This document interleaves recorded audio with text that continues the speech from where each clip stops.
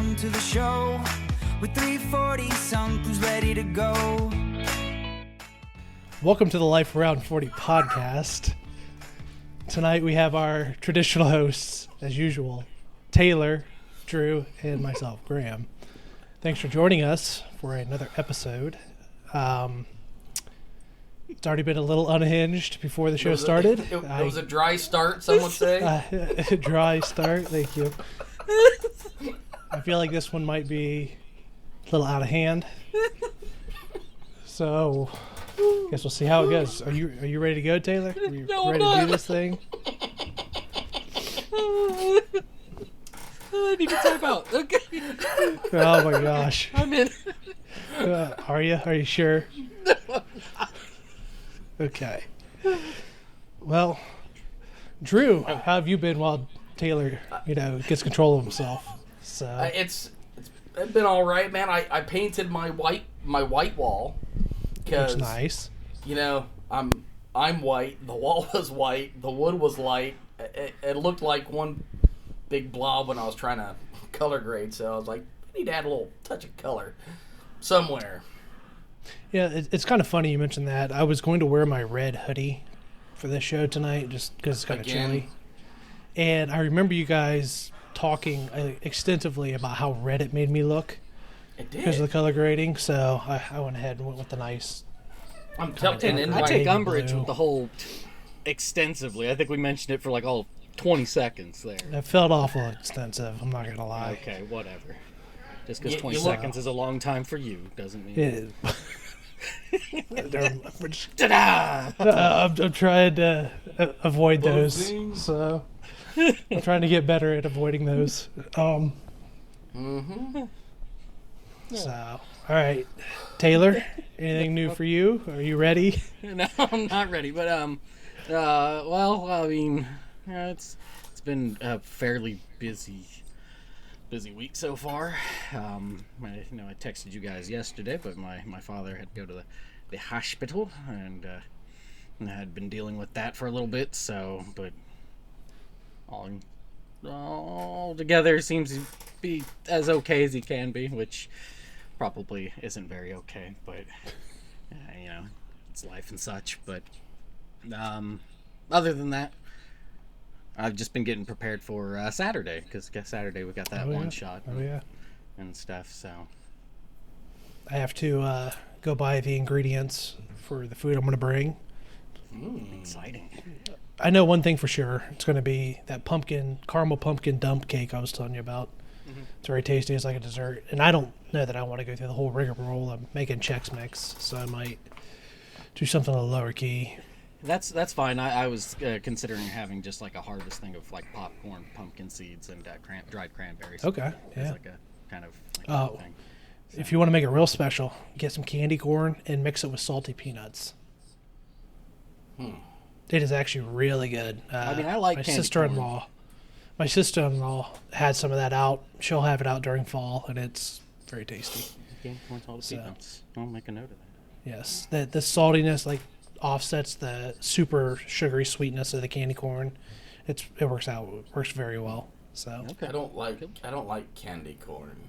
you might like it with the peanuts because, like I said, it does cut down a little on the sugar. It might. I really don't like a lot of candy. I'm fat for way other reasons. So Italian food and alcohol, basically. Yeah, lasagna So is your two other favorite food. reasons. Oh, it's right up. You there, like man. Garfield. You hate Mondays and you love lasagna. I could live with that. On another note, besides me painting, I got a new color grading software called Cinedream, made by I think a guy named Denver Riddle and his crew at Color Grading Central, and holy crap, it's a lot of fun. Awesome, very nice. For a dumb colorist like myself who's not very good at it, it definitely makes it a lot more fun and quick.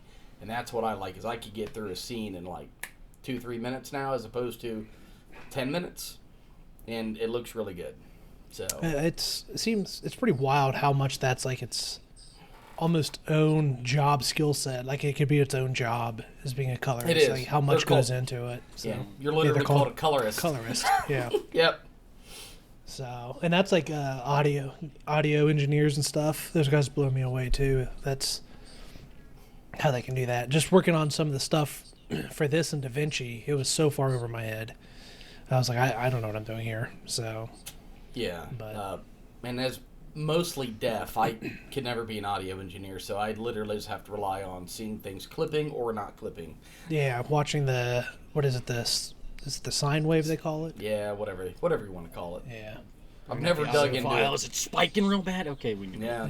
It's Yeah. a little high. So, well, it's been business as usual around here. Girls doing cheer still, just work stuff. Kind of getting ready for Taylor's one shot. I'm trying to mentally prepare myself for what it's going to be. I've also, Before. well, it's The not so train much wreck. that. I'm going to try to do a British, like a World War One British officer's accent throughout it because of my character, and it's going to be horrible. It's going to be god awful, terrible. Can I get a But- sample of that right now? Just a little sample.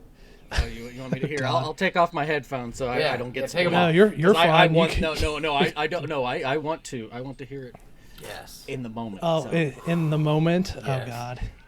Oh, yeah. Well then, Jolly Give it old to chap. me. Hey, what? Come on then, to the front line. Yep. I'm always that excited when I'm being shot. You're good, Taylor. All right, thank you. Yeah, it's going to be can't wait. awful. It's going to be god awful. I How love was it. it? So- Was it good? I would call it an 8 out Horrible. of 10. He sounded kind of like... I'm going to go with the homosexual comedian who came from Britain. Oh, is it? Are you talking about a specific person? No, Or you I just- don't know any. Oh, He just just, a he's, just he a- just a he had a little stereotype. daintiness in there. Yeah, a little daintiness in there. But he's Yes, very yes. happy about it. Very happy about it. Oh, Well, hopefully I'm I don't excited. come off as that I'm gay excited during for it, you but- guys. I'm excited for you guys. So yeah, it's. Well, the good news is the only other person I know at this thing is Taylor, and so I don't think you have any interest in getting to know. I am not worried about making an ass of myself in the say, slightest bit. This is So- not for a child. So Well, isn't she like 14 or 15? 15. So it's Yeah, both and I'm for not going to her- be inappropriate. Yeah. It's both for her and her dad, She who's my is- coworker. nearly a third my age. That makes me feel so old. Old. Yeah, absolutely. Trust me. Well, because you guys don't have, because I have 5 siblings, right? And the youngest one, she's 23 now, I think, to me. So there's like a 16 year gap. So Yeah, my youngest sibling is, I think, she's early 30s now, yeah, or so- right around 30. So yeah, it's a gap, but not a super large one. I was talking about my cousin today. I was like, yeah, my cousin's in college. He plays volleyball. I'm like, oh my God. Like, Yeah. I'm really old. I have family still in college. Yeah, my kids are 3 or 4 years away from the girl that's going to be there at this thing, which is crazy to think about. So only a couple years away there. No, I just think she'll be driving soon. Well, they'll both be driving. They'll be driving soon. Trust me, it's blood the pressure dual getting licenses, the dual prom, all of that. So I've already told them they're gonna have to Oh, share a man. car. So we can't afford 2 cars. They're gonna have to share a car. They're gonna have to figure it out. Yeah, so what month are your daughter's birthdays? May. Yeah, May. So 30th. yeah, we're 2 months apart. Our oldest, so your kids and my oldest are 2 months apart. Okay. So Yeah. I still remember the dinner that you, me, Jared, we went to. I think it was a Charlie or something, and all the women are just hanging out. Freaking 6 adults and 4 kids and bellies at the tables. Like, Oh, hell yeah. It was pretty wild. It was a good time. But that's been about it. So if there's nothing else, I say we can go ahead and move into Let's our kick it. topic of the week. I kind of Drum want like roll. a cool sound effect right there, like topic of the week. Get yourself a soundboard then, jerk. I can't afford a soundboard. Are you kidding me? Well, then... I'll tell you what. Stream Deck? No, thank you. I'm going to play with Audacity. It'll be top of the week, guys. Top of the week. Yeah, of course, yeah. It's going to go exactly the way I don't want it to. Imagine that. Top of the week. All right. So, topic of the week is mine this week. And my topic is going to be how your viewpoint and your goals and your definition of success have changed since you were younger. So like from your 20s to your 30s to your 40s. And how that's kind of evolved or matured as you've gotten older. So like for me, when I was, around 20 or so, you're kind of getting into the job force, or maybe you're still in college potentially. And a lot of it was like, I'm going to make a bunch of money, and someday I'm going to be a manager, or I'm going to be, a VP of a company or something like that. And as I got older, it became less and less about money or status or things of that nature. As, I got a little older and realized I'm not cut out to be a manager. And after working in the industry for so long, I don't want to manage anybody. Then having kids where your priorities change.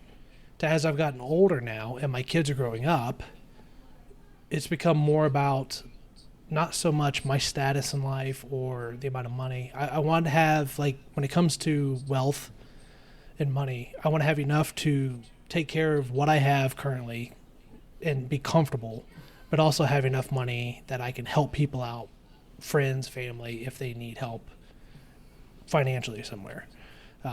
Where I can kind of step up to the plate and be somebody that can give them a hand. And a lot of it's turned more into, I guess the best way I want to phrase it is leaving a legacy. And leaving a legacy in the sense of, how are my kids going to remember me? How are my potential grandkids going to remember me? The kids of my friends, how are they going to remember me? That kind of stuff. So, and a lot of it's turned to that, and also, am I supporting the people around me enough? Am I giving good enough advice?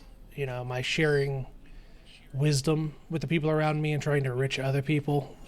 So that way we're kind of the saying, iron sharpens iron. So a lot of it's evolved into more of what I'm going to leave behind and how I'm perceived by the people I love a lot. So I was talking to another guy about this a while ago, and it was kind of crazy when he asked me, he was like, well, what are your goals and how do you define success now? And it was crazy just to think how much my answers have changed since I was younger and, less mature, and just to see where my priorities have gone and shifted. So I just kind of curious how that worked for you guys. I mean, so I'm a manager, and But, times it's awful. But I mean, I would say I always had pretty realistic goals for me. Like, early days, I did want to be a pro golfer. I mean, who didn't want to be? And then I discovered that that's a lot of work, and kind of shifted gears, and then I just kind of wanted a good stable job, which I've had for the last 20 years of my life. I wanted a motorcycle. I did that for a while, and I wanted kids. I got those little punks, and I sold the motorcycle because of it. Yeah. I used to want to be an operations manager, like the next tier up. The hell with that job. Those poor bastards. Their phone never stops, man. Yeah. Mine at least has quiet periods. But I mean, kind of like you, I want to be comfortable. I don't need to be rich. I feel like I'm getting close to that one. And on a personal goal, I like to carve just a little bit of niche time out for me. Other than that, I really enjoy spending time with the fam. And I'm really glad the weather's breaking so we could actually go outside and not want to, get back in the AC within 2 seconds. Yeah. Melting into a puddle. Yeah. Yes, it's awful. But, I mean, I've always had realistic goals, I don't need to be a millionaire. I don't need to have a Lamborghini. I don't think I'd be comfortable in one anyways. So You know. I guess here's a good question for you. If you were, let's say, on your deathbed, what are the metrics that you would define your life as successful? A wife that I think is happy. You know, women Yeah, that's that a are big one. Women can be deceitful. You got to watch it. We just don't know how to communicate with them. I found Yeah, that's a lot of it is we don't communicate in the same ways. But So no, I mean that's the biggest thing. I feel like, and it'd be great. I feel like I'd have family, my wife and kids. I'd have friends probably at my bedside waiting for me just to hurry the hell up and get it over with. I'll smother you with the pillow. It's fine. Yeah, So- I appreciate you. I appreciate I'll you. be your Atticus Finch. I'll shoot you down. Yeah, he'll I'd say stab you with his knife. At this point, the only regret I'd go down with is probably not having my hole-in-one in golf.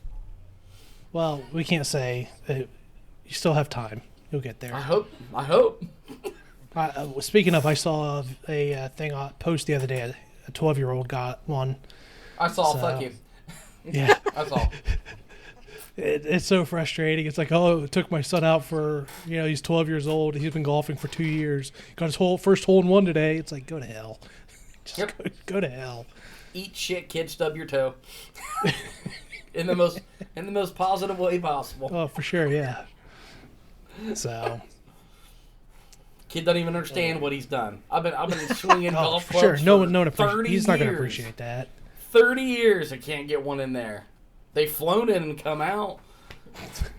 Not this Stupid kid. ass game. Stupid ass Right game. in. Right in. His balls haven't even descended yet. Let's be real. Well, that ball descended, so. Oh no. All right, Taylor, how about you? Yeah, this is actually, you commented about my top 3, giving you some thought. This one's given me some trouble as well, because when I was younger, you know how I was in high school and stuff. I had been doing a lot of writing, and actually, when you come over Saturday, you can see I still have that good old manuscript from stuff Oh, that yeah. I wrote in high school. But I had shelved that. That was something that in high school I wanted to do was writing and stuff. But I had shelved that after being in college for a little bit because I got really, really annoyed and agitated with how creative writing was. It just felt really pompous, and everybody was kind of up their own ass. And I was just kind of like, I don't like this. This isn't. Maybe this was me being the hipster of hipsters, going and rejecting that sort of thing, but I just didn't like that. And so a goal that I kind of just discarded that goal in a way, and then I was like, you know what, I want to go to Japan. Got to go to Japan. Okay. And I went there twice, 2 separate times to study, once for a month, and then I stayed an extra month, and then I went again for 10 months. And I had a absolutely dreadful time for part of that 10 months. It was just really, really bad. But I came back and I had, I was like, okay, that wasn't the greatest, but there was certain situation about it, and I was just like, I lovingly call it my potato and green pepper arc, because I ate potatoes and green peppers for like 2.5 months. Went kind of crazy. Yeah, sort of stuck, but so I was dating an exchange student. Graham met her, Aya. So I don't think Drew. He might have. I don't know if you did or not. Okay. I don't recall. Yeah, I mean it would have been. I think it was just the one New Year's thing. It was a lifetime ago. Eons and eons ago. I mean, it is. But anyways, we'd been dating. However, she came back. She came from across the other side of the planet to be like, hey, we're breaking up. So, I mean, that says Sweet, something. Sort of. I mean, that says something about me if you're willing to, actually be like, hey, yeah, we're going to break up. But it was a gut punch. And I was just like, okay, well, that doesn't change my aim to go and work to Japan. But the thing was that she was just like, I can't trust that you can get back to Japan. Which to me, that's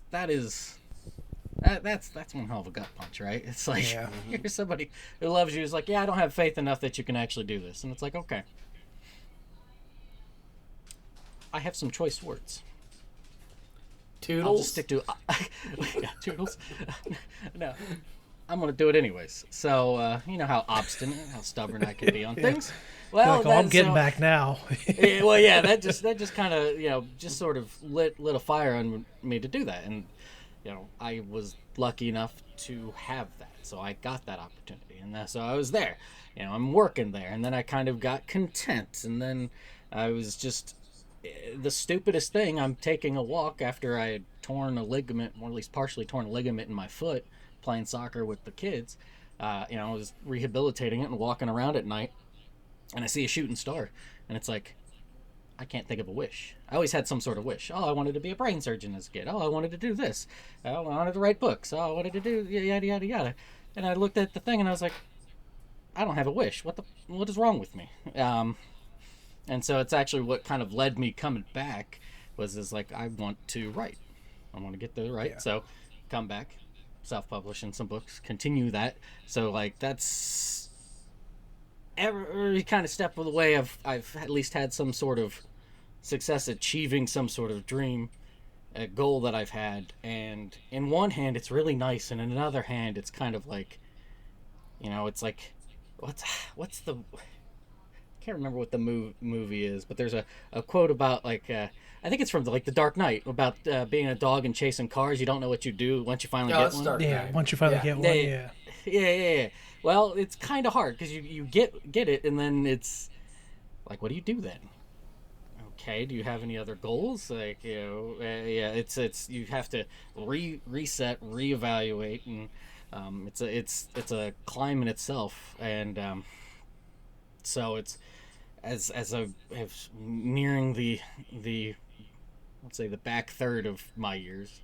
I don't see myself getting past 60, but you never know. It's kind of like what you're asking with Drew about, what would you see as a success is, for myself, would be continuing writing, and the people in my life, whether they are friends or even just like coworkers, family or whatnot, I would just hope that whatever they have to say about me after I'm gone is endearing, or just pleasant words, and maybe sometimes a little bit more like you schmuck sort of thing, but hopefully that they have kind memories and warm words to share about me, because I think at least how I try to live is that I try to live in a way that you know where I stand with you, and hopefully you've expressed how you stand with me, kind of thing. So it's like, I kind of figure I'll just blank out of existence, and then you be like, oh, he was a good guy. The end. So. Yeah. I kind of want one person to show up and be like, finally, gone. Just, just that one person. Hire a couple goons to show up and be like, we'll miss you, boss. And nobody knows, like, what the f-? I do love the idea of like your rival sitting in the back row, like, excellent.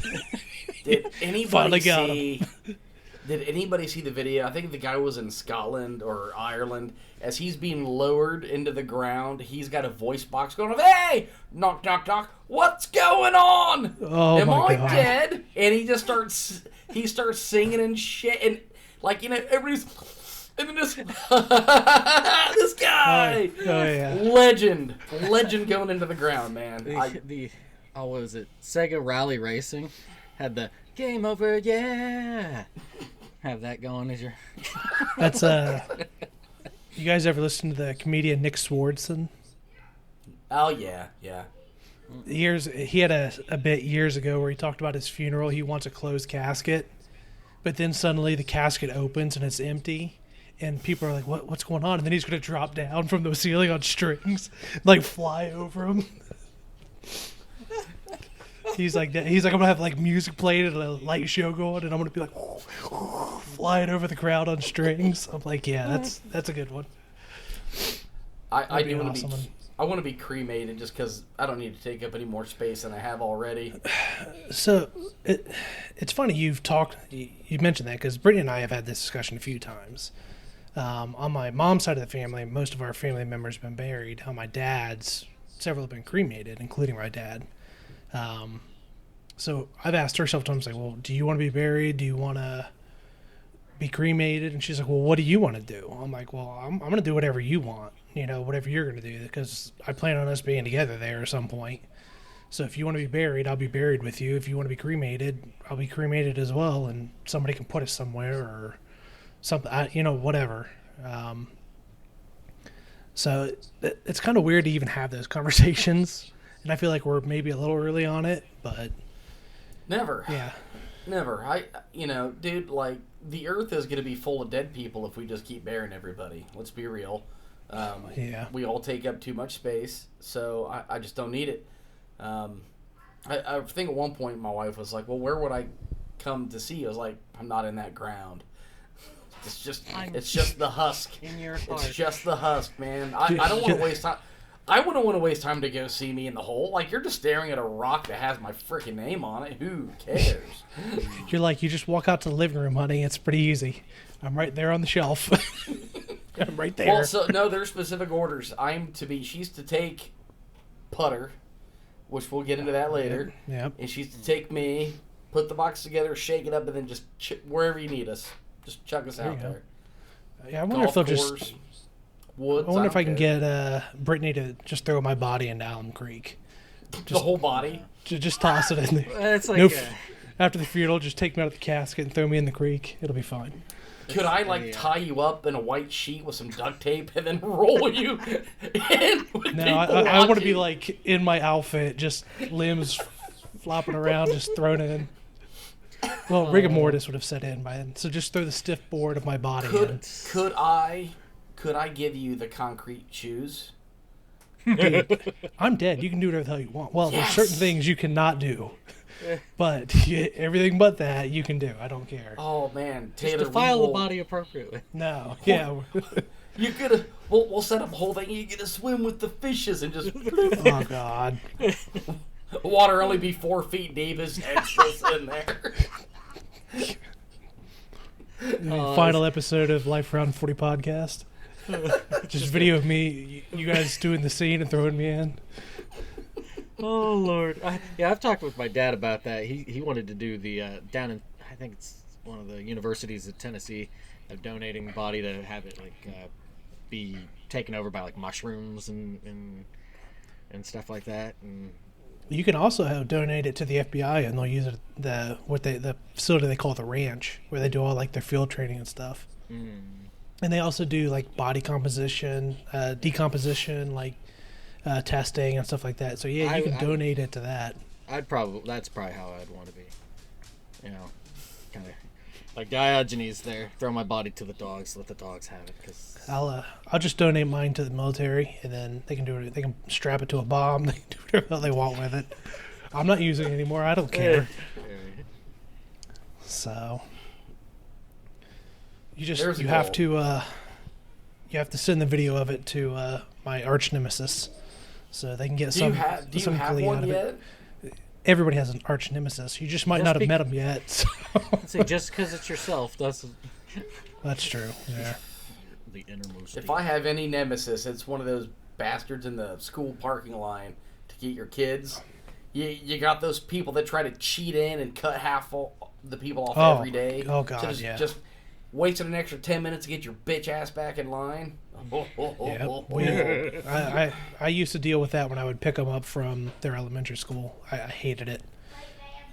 And I wanted to kill My wife someone didn't in work that there. Wait line. If my wife didn't work there, oh my God, I'd make such an ass of myself. It's hard, isn't it? Because Brittany works is. at their school too, and it's like my hands are tied on a lot of stuff because I don't want to get her in trouble. It's frustrating. Yes, it is. But doesn't it just make you a better person, though? No. I don't care. Like, Not care at all. less. Yeah. Look, when I said Obviously I it want doesn't my because it just makes you angry. when I said I want my legacy is to be like remembered fondly, it's by people that I care about. I don't care about any of those people. They can think whatever the hell they want about me. I don't care. I don't know them, and I don't care about them. That's the healthy way to go about it. It's not about But in the same doesn't that teach you to be a little bit more patient? No. Graceful towards anybody else? No. No, it just exacerbates the issue. So. Yep. All right then. I feel like we covered this one pretty good. Let's go ahead and move to Throwback Corner. Throwback Corner. So I wanted to have a good light one, especially this week. And I just want to talk about pets we've had growing up. I don't care if it's a couple of pets or, but maybe a cousin's pet that you like, bastard had a cool pet and I didn't. But I'll talk about my most endearing pet. Oh, hold on, real quick. So you What? want a light topic, and we're going to talk about dead animals. That's light. They're animals. Shit. They're That's not what people. we're doing. Let's talk about something light. They're Let's all talk about dead. something. Unless you Let's have talk a about- fucking parrot, they're dead. Okay? Let's talk about the horrible trauma we've all experienced losing childhood pets. This Graham, is a super you're- light topic. Graham, your pet's at the farm. Don't worry. He's at the farm. Yeah, he's still living. He's doing great. So hopefully it's not the Supported. FBI or CIA farm, and we're It's a we're 30-year-old dog, But Yeah. I mean, my best dog, and no offense, Oliver, wherever the hell you are, Putter. Graham, you knew Putter well. Oh, Putter. The greatest dog that there ever was. He lived to the ripe age of 16. And just, you ever just have a pet like you could communicate just by, like, one of them meant let's go get a beer, and he enjoyed a good Bud Light Lime with the rest of them. yeah. He was old enough to drink in dog years, so we had a good time. Yeah, it was fine. Yeah. Yeah, but just a great dog. He had some bad years where he had severe separation anxiety issues, and he would shit and destroy my house almost every day. What an a-hole, man. But God, I love that dog. But yeah, there was Putter. Just a great dog. He was a good dog. He was a very good dog. So I Good like Putter a lot. companion. Yeah, And good on road trips. Just to give you credit, what a great name for a dog too. That is Jared a named great him. name. Oh, Jared named him. That So, makes sense. Okay. We were coming home from school or something, and we see two dogs. One very small, just a couple weeks old, stuck in a snowdrift in a ditch between our houses. And I was like, Jared, go get me the dogs. And the one took off like a bat out of hell. So I'm like, give me the dog, man. So he brings in the cutest little brown fella you'd ever seen in your life. And I was like, oh my God. And so we put him in the back of my Explorer, and he pissed on my golf clubs. And that's how Jared named him Putter. That's good. That is a great name golf for a club that dog. he peed on. Yeah, that is a So- great name actually. That Putter is a great name for a dog. Jared, shout out to you, my friend. Great Yeah, name. that is a great name. Yeah, I remember. I knew my parents would say no. Like hell no. I mean, we were in high school, for God's sakes. So I'm like, I'm just gonna hang out at Jared's until it's like 9:30 at night in winter and just go home with this adorable puppy. And they're like, so I did. So I go home and they're like, oh hell no, hell no. I was like, you want me to just throw him out in the snow? He's gonna die, I come home from school the next day. Mom's got leashes, collars, bowls, toys. I'm like, he's Oh, in. He's in. yeah. It's like Now, to this, go ahead. it's like the meme of like the dad saying, "No, I don't want the animal," and then the animal's like the dad's best friend. After Yeah. like a couple months or whatever. To this So- day, my dad thinks I bought that dog or got him from a shelter. I'm like, Dad, Oh, really? I don't live with you anymore. I have nothing to hide. Yeah. I found him in a ditch, man. I don't know what you want me to say. He's a ditch dog. Yeah. So that's what he is. You got to be careful with some of those like swap. Like we got one dog at a swap meet, and pretty cheap. I mean, it wasn't super cheap, but it was pretty cheap for a dog. And like we were taking her home, and an hour later, we took her out to go to the bathroom, and her poop was almost completely worms. And I was like, oh, we took her like right then to the emergency vet and got her treated and everything. We were like, never again. Yeah. So our animals, for the most part, they've been through from shelters. Well, our cats are from our neighbor, or they're our neighbor's cats. They had kittens, so. Found him in a ditch. I really didn't have a say in the matter. I could have left him. For sure. He probably would have died. Now my new dog, Oliver, I got him from a rescue shelter. Yeah. So. That's the thing with dogs. I've never cared to have like people go out and pay a lot of money for a certain breed or whatever. I'm like, I just want a nice dog. I don't care what it is. I don't like the really small yappy dogs, but other than that, and I don't want a real big dog because we just don't have room in our house. So, and our yard's not big enough for that. Yeah, I'd like a big dog, but I'm in an apartment, so it's like I can't do that. No. Poor thing. Get a sugar glider. You need a sugar glider, my friend. Sugar glider. You could put that dude in your pocket and go to work with him. He could be on the little rides and shit with you. I ain't a fan of tiny dogs. It's a sugar glider. Yeah, it's like a little flying. It's a flying chipmunk, essentially. Oh, okay. I don't know breeds for dogs very well. It's a rodent. I get that, but I'm saying I have no idea what you're saying. So it's but they're so adorable. Yeah, but I don't have enough room for a capybara. You get yourself a capybara if you wanted. That'd be a dope pet right there. You just tell everybody too. I'm walking my dog. I want a husky. That's what I'd really want a husky. Oh, those are pretty dogs. I love huskies, but I working and not being home and then being in an apartment, I couldn't do that to the poor thing. No, I get it. You could get a sugar glider and name it husky. Oh, absolutely not. That's true. That is well. He's not wrong. You could do that. I could do a lot of but he's not going to. I'm not going to. Exactly. So, I guess me for some pets? Yeah, sure. Go for it, bud. Oh, okay.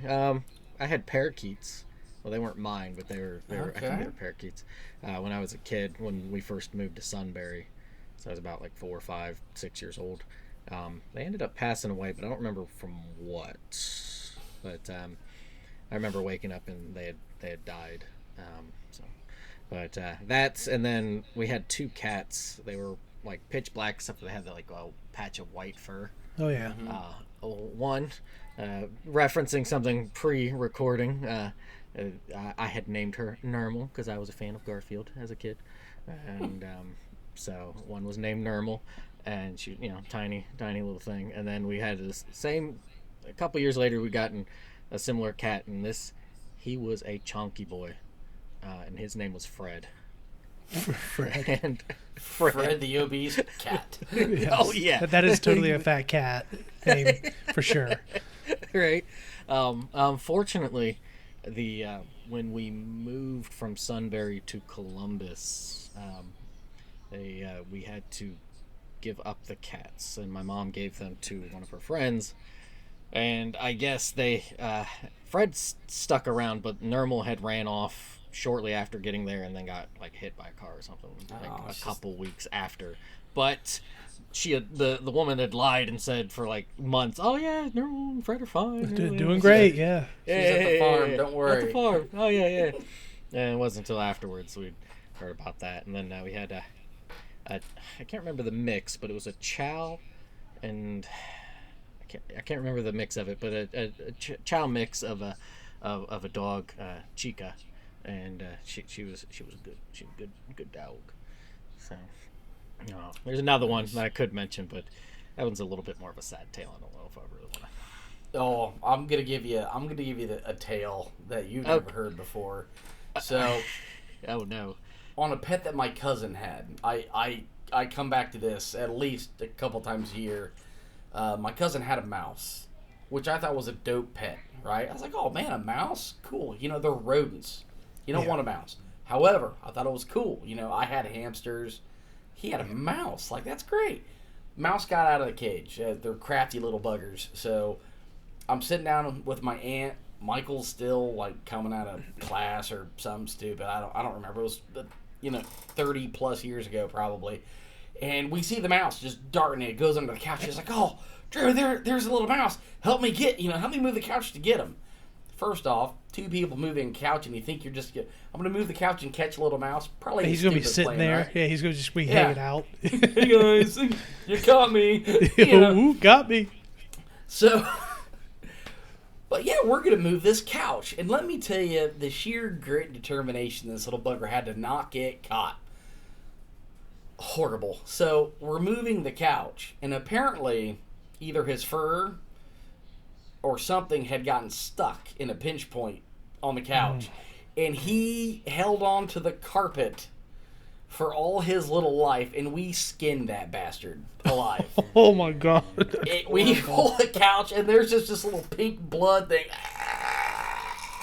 And we both start crying. What the hell's going on?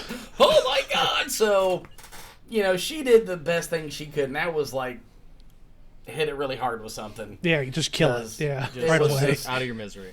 Oh my God, the horror that I saw at that age of like 10 years old, seeing this squirming skin. I mean, how the hell do you hang on to the carpet that hard, man? Like, let go.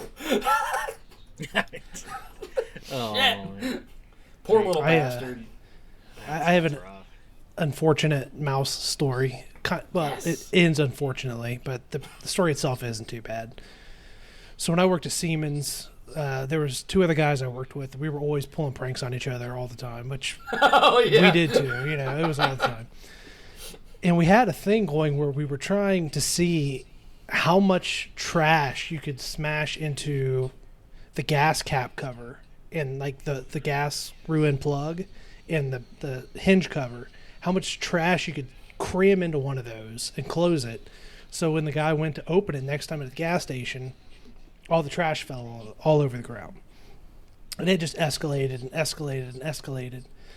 And one day I was on a job site, wasn't even at the office. We were usually doing it to each other at the office.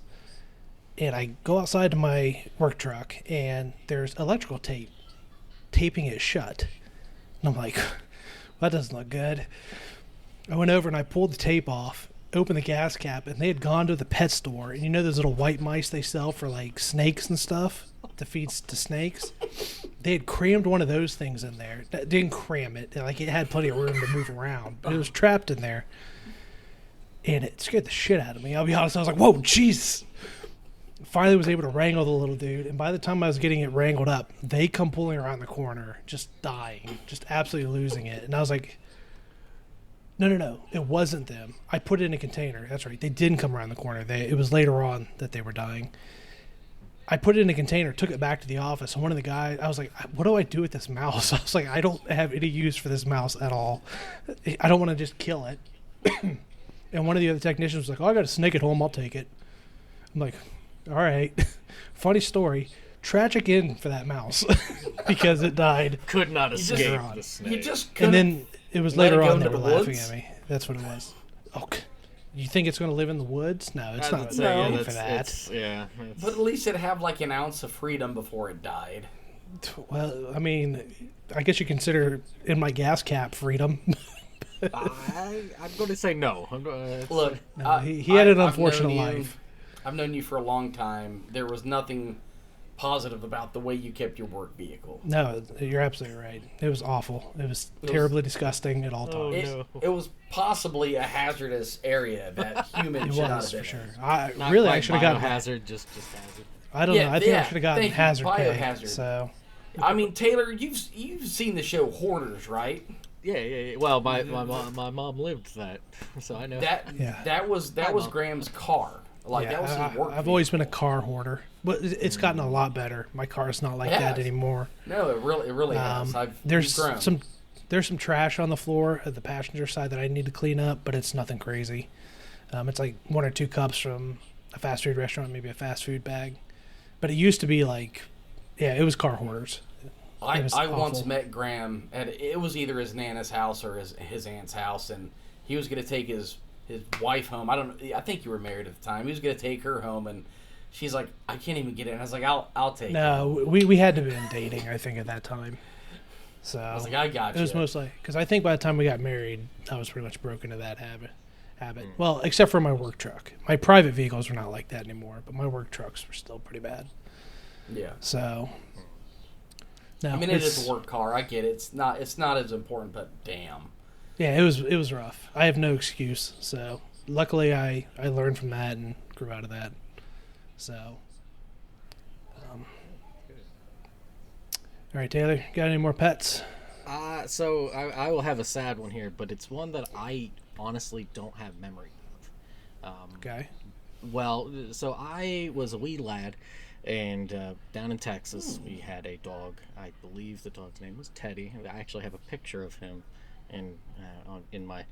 I'll point it out to you on Saturday, but I got a collage of pictures of me and stuff as a kid. And one of them has this dog, and from what my parents said, I love this dog dearly. However, when we moved up to Sunbury, we were visiting my grandparents. Just had a farm and stuff right outside of Sunbury, and we were playing. And I think some of the cousins were around or something from what they'd said. However, we got close to the road, and I guess somebody in front of all of us drove off the road to hit this dog, and just kind of sped off. And Are you serious? Yes. So well, yeah, and it's just kind of a. So I would have been like 5 or something at the time, because I don't remember this at all. So it's something horrific enough that my brain, it's like, no, you don't need deleted to it out. You don't need to remember this at all, kids. That's people suck, man. That's the takeaway from this story, is that people suck. I think Get like a dog, people suck. I think like if somebody catches you doing that, and you get arrested for it, the punishment for that should be they take you back to the pet owner's house, and that person is allowed to beat you for 10 minutes. Could Just I like get here them he is with for their 10 own minutes. car? Well, that might kill them though. I want them to remember the beating and have to live with it. That's the chance they took. Yeah, right. But I mean, wouldn't just beating the guy with a tire iron for 10 minutes do it? I mean, if he's as long as you don't hit it in the head, I haven't done my you job. just keep it below the head is all. I don't care if it's just as You shatter his legs. Yeah. You shatter his legs. If he's still alive after 10 minutes, I haven't done my job. Yeah. Not with the tire iron. Yeah, you could probably do it. My at night, grandfather too. from the grave would be coming back, berating me. What are you doing? Finish him Here, off. I'll Let's take go. care of Finish him. I mean, he is the man that fought 40 gypsies. So I don't know what that means, but it sounds awesome. That's- I was. what a great inside joke. It's. My dad was telling me some stuff about my grandfather that I wasn't aware of on Monday night and stuff. Let's save this story for another night. Yeah. 'Cause I don't want to go over too much, and that's a good story, and I want to make sure everything's on the show. Nice. So we got to save that. We might have to just do a segment of Taylor's grandfather's stories, because they're pretty damn good. Ooh, that'd be a good So one. they're fun. That's that picture he shared with us, that little kid. That's him, and the one that used to run around with street gangs in Atlanta or something in the 30s. Well, hey, Pretty no, wild. he was no. It was. I think he was born in 45. Okay. He was War era. Yeah. Okay. Yeah. He missed World War II and Vietnam. I know that. So he might. Was he with the Jets? That's what I want to. Which one was he with? I can never remember the other gang's name. I know it's the Jets and the something. I can't remember the other one. Yeah. Rolling down the street. Awesome. Speaking of the Prohibition era, would have been badass to be a rum runner, something awesome. That's how. Oh yeah, that's how how NASCAR got started. I know. What was your stock car grandpa races. kid? He was a rum runner. I think. Yeah. I think I do have a record of an ancestor getting arrested for that. Down in the Virginia area, used to run liquor. So, for my pets, I've had a lot of pets. I lived between my mom's house and going to visit my dad, and then living with my grandmother for a long time.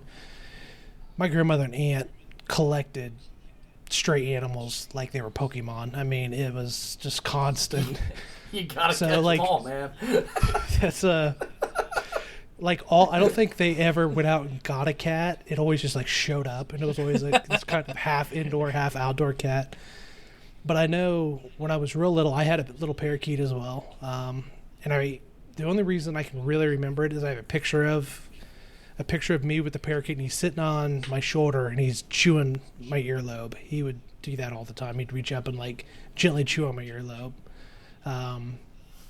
So we had him for a little while when I was a kid. I don't really remember. I was young enough. I don't remember a whole lot. And the first pets I really remember were I had a dog at the first house I grew up in, but I don't really remember anything about him. And then we had 2 Great Danes. There was the one dog, Tiger, was very nice, and I think Ebony was the name of the other dog. She was very skittish because she came from a very abusive family before us. So you had to be like really careful around her because she had really high anxiety. Then I went and I remember living with my grandparents, and we had a lot of golden retrievers. Bailey was like my first actual dog growing up. I did have a Shetland sheepdog before that, actually. I cannot remember. Bramble, I think, was its name. So then I had Bailey, which was the Great Dane, and my aunt had Charlie, who was his brother. And so I've had that. My dad and my stepmom had Newfoundlands, 2 Newfoundlands in a very small house in Hilliard. It was a nightmare. They were sweet dogs, but drool and hair on everything constantly. Then my wife and I have had two dogs that have passed away. We had one of them we had to put down because she bit the girls.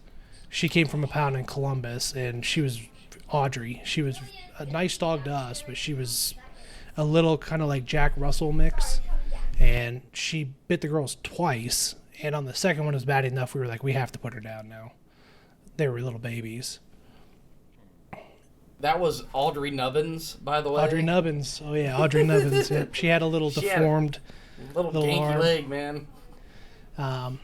Then we had Lily, which was she was a Rot Yellow Lab mix. She was a very sweet dog, but she was kind of skittish around the girls, too. She ended up dying of old age. And we have our dog Lucy now. She's like a mini kind of pit-looking dog. She's like a pit terrier mix, which I know a lot of people she's either pit or Rot. I can't remember. And I know a lot of people have very strong feelings about those breeds of dogs. It's literally the sweetest dog I've ever owned, ever. She's never been aggressive to anybody ever. She's terrified of everything. She will go and hide in a hole somewhere before she'll attack someone. Not a good guard dog, but a very sweet dog. And probably the one I'm most well known for is my cat, Jack. Black cat. Fuck that cat. He was named after Jack-o'-lantern. So he was Jack. Literally, that cat was the embodiment of Satan. He was awful. I mean, he would attack you constantly. He would bite you constantly. I remember some of Brittany's friends, or even just our friends, would come over, and he would trap them in the bathroom because he'd be waiting for them outside the door, and as soon as they opened the door to come out of the bathroom, he'd sprint in and start trying to like scratch them and like attack them. And I'm like, guys, he's a cat. Move him out of the way. You know what I mean? It's like he's a cat. Move him. You're 20 times his size. Seriously, don't let the. So, him and I must have been kindred souls because I was the only one he loved, and he was still a jerk to me. Like he would attack me and bite me and scratch me, but he would also come lay on my lap when I was like sitting watching TV, or he'd come lay on me all the time and like you could pet him for about 3 times, and then he would go right off on you. So you had to be very gentle, very careful because with him. Because of that cat, I pissed all over half of your bathroom. I go in there to pee, and it jumps over towards me. And I was like, yeesh! You know? Oh, yeah. I just went wild. So you're probably mad Drew's taking a crap in the bathroom. No, I'm like trying to wipe my piss off your walls and stuff, man. Oh, yeah. He was a terrible cat. I do miss him, though. He was real an awful jokester, cat. that one. Yeah. He loved terrorizing people. Just everybody that came into my house hated him. I'd go to walk into Graham's living room, and the cat's like hiding on a chair, and so it'd reach its claws out through the back. And shit! Oh yeah, he was a fun cat. He was a good time. I just learned to be mean right back. If he'd swat me, I'd swat at him and he'd take off. He's like, all right, big guy. So, well, and the thing was, I'll give him credit. He would not. A lot of times, he would not back down. Like if you would start to play with him or whatever, you piss him off. He would not back down from you at all. He would retreat for a minute and then he'd come back, and then he'd retreat for a minute and then he'd come back, and he was not willing to give up the fight. You had to like almost leave the room and lock him in another room to get him to stop, because he would just keep coming. Now, if you were to have died in that cat's presence, he would have eaten you. For sure, absolutely. No doubt. He would have been the first one in. No doubt. Yep. So This is mine now. Just which is, it's been culture shock because the two cats we have now, like I said, they were kittens from our neighbors. They gave them to us, and they are like, they're not the most like loving cats in the sense of wanting to lay with you and spend time with you, but you can scratch them just about anywhere, pet them just about anywhere, and they won't attack you at all. The only time they've ever really kind of tried to scratch is when you're playing with them and they're just playing.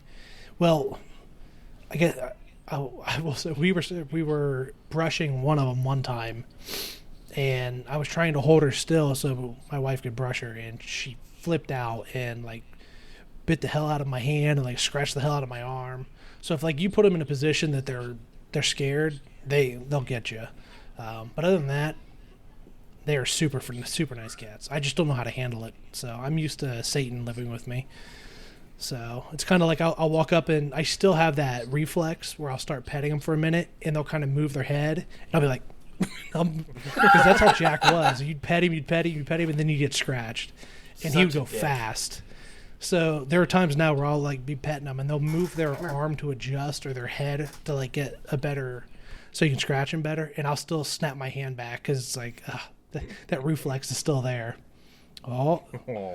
Look at this old lady right here. So does she like bark a lot? No, that's nice. She barks when something's outside. Other than that, she's actually a very quiet Chiweenie. That's our dog Lucy. I've only ever heard her bark. She'll yip like once or twice when she wants to be let into the back door if she's been out too long. And my God, she is super loud when she sleeps. She snores like crazy, and she's constantly like fighting something in her dreams. So she's like, it's like, all right, calm down. We're trying to sleep here. So I'm so gonna clip that. That's fine. It's fine. It's out there for everybody. So 58 minutes. Got it. 58 minutes. Speaking of 58 minutes, let's go ahead and move into our top 3 throwdown. All right. Top 3 throwdown. Yeah, so that's I like mine. it. That was good. God. That was good. I liked it. Every week now. Every week. I wanted to go a different route. It'd been easy to been nitpicking at ourselves or something, but instead, not necessarily trying to riz ourselves up, but more of just show ourselves some self-love and self-appreciation. My top 3 are qualities that you like about yourself. And this was very much a struggle for me. So it was hard to come up with 1, let alone 3. I love myself. So. We know. It's very clear. It's very clear. I could be critical of myself, but there's things I could appreciate about myself. Yeah. So it was not a very difficult list for me to come up with. Well, but congratulations. Yeah. I'm happy you have a little self-love in your life. Oh, yeah. So. Yeah. Somebody's got to love me. But that's right.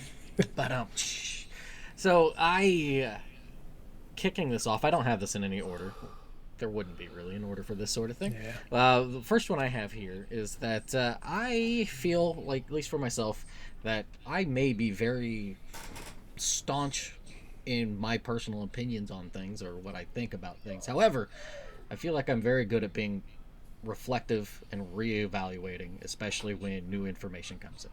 Maybe not if there's a conversation or an argument going on with something, perhaps not in the moment, but I'll take time to reflect on what's been said, and then if I come away with thinking, oh yeah, no, I was in the wrong, or oh no, I don't have the right idea for this. I'll go back to that individual and be like, hey, I was being an idiot. Like, Yeah. like this is so. I feel like that's something about myself that I do that for kind of talking about goals and stuff. I do that for myself in certain things and certain thoughts that I have. I'll not like hyper overcritically be like, oh hey no, but I'll be like, I'll think about this again because I could be totally wrong about this. So I feel like that is a quality of mine that that I like about myself, because I feel like far too often people are pretty set in their ways. Yeah, for sure. Yeah, and I know that may come off as feeling like I may be a little wishy-washy, but it's less than a wishy-washy. No, It's just I don't think it comes off as wishy-washy at all. So Well, I feel like some people may think that of me. And maybe that's just me overthinking what other people may think about that. It's like, wow, you had this opinion, but now you're coming away from... It's like, no, I'm confident and comfortable enough with myself to be like, no, I was being a stooge. You're allowed to grow, damn it. Yeah, I feel like Let most... me grow, damn you! I feel like most mature people and rational people look at that fondly. They think that's a good trait. So. There's a key phrase, rational. Yeah, no, That's something we've lost, isn't it? Rationality. Yep. But I guess I'm going to kick it over to Drew. All right. So I'm gonna say one of the things I like about me is I like my creativity. A huge fan of MacGyver. Most of my life. I don't know where I have it set at the moment, but I have one of his Swiss Army knives that he used from the show. It's not a prop. It's one of the models. They have literally a MacGyver page on the Swiss Army store. So I got one of the ones from there that I wanted.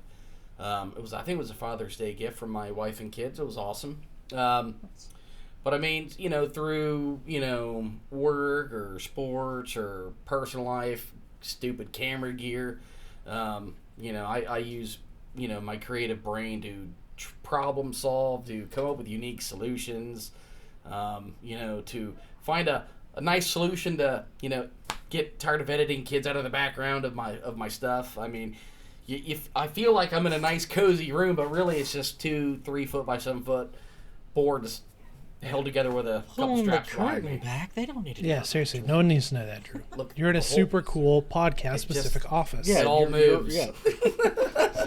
It is a neat room that you've put together yourself. You got to talk to your mom. It's a custom podcast pod. It is. I know, right? I'm going to start selling these on Etsy.